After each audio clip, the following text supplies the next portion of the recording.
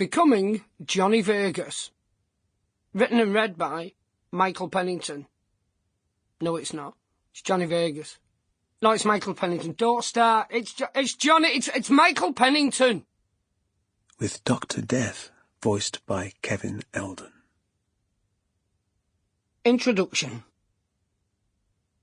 My name is Michael Pennington, and I am not a comic character. I'm often mistaken for one, though, as much by myself as anyone else. See me in the street and you might shout, "Hey, Johnny!" or chant, "Vegas!" Langtree Stadium style, home to St Helens' finest, the mighty Saints. Then most likely invite me out on the lash with you. But don't be offended if I wave awkwardly before walking away. And please know that he is dying to take you up on the offer.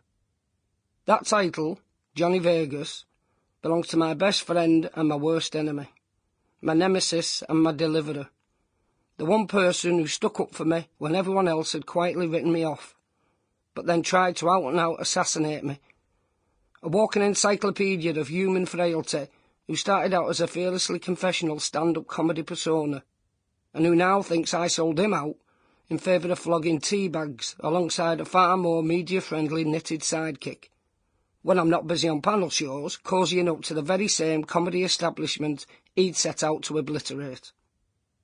Like a special schizophrenic edition of Who Do You Think You Are, I want to trace the conception of Johnny Vegas, his awkward gestation, violent birth, messy adolescence and distraught assault on the UK comedy stand-up circuit. I'd like to know how I could be so blind to the fact, so obvious to everyone else.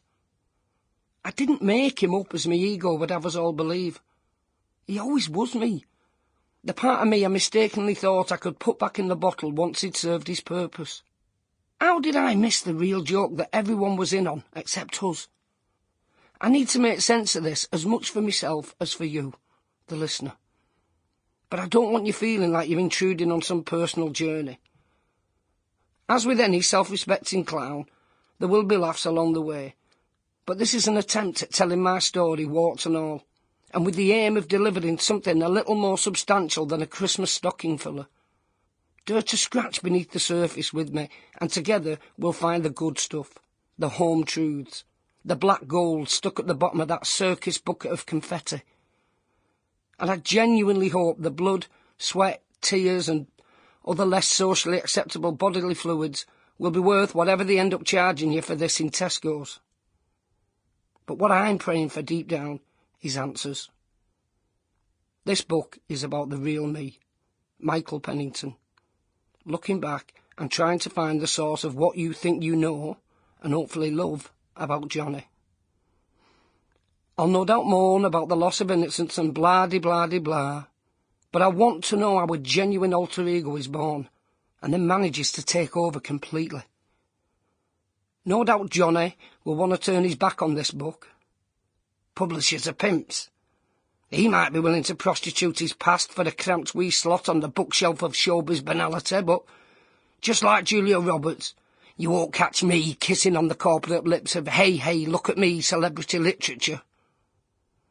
Or he might even try to destroy it, if it gets too close to the difficult truths he was meant to protect me from. Truth is a trombone, capable of sweet yet sombre serenades, but in the wrong hands it's nothing more than a long, wet, amplified fart that sends its audience scurrying for the earplugs of inebriation. But you know what? Sod Vegas. I was here first. Part 1. That there Mike Pennington. Chapter 1. Thato Heath Rhapsody. When I go back to the very beginning, I can't help but smile. Like a Ken Loach film, there was a joy to be mined from everything life threw me way. It was who we were and how we lived. It was the perfect comic breeding ground, where self-deprecation shielded us from the indulgent evils of self-analysis. And we loved it that way. If I start my search hoping to find out where I got the feeling that I alone was not enough, then I know I'll draw a blank from my early years in St Helens. I was loved as a kid. I was raised with more love and emotional support than most folks could wish for. Now, Sample complete. Ready to continue?